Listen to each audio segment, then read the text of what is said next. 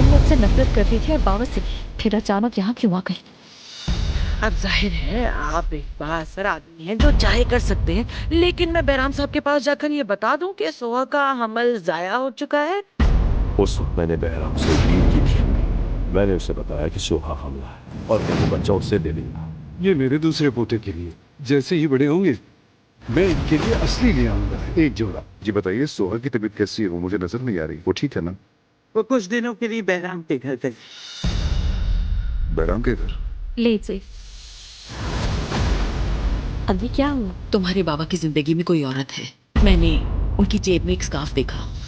जानान से वही स्कार्फ वाली खुशबू आ रही थी। अभी ये नहीं हो सकता।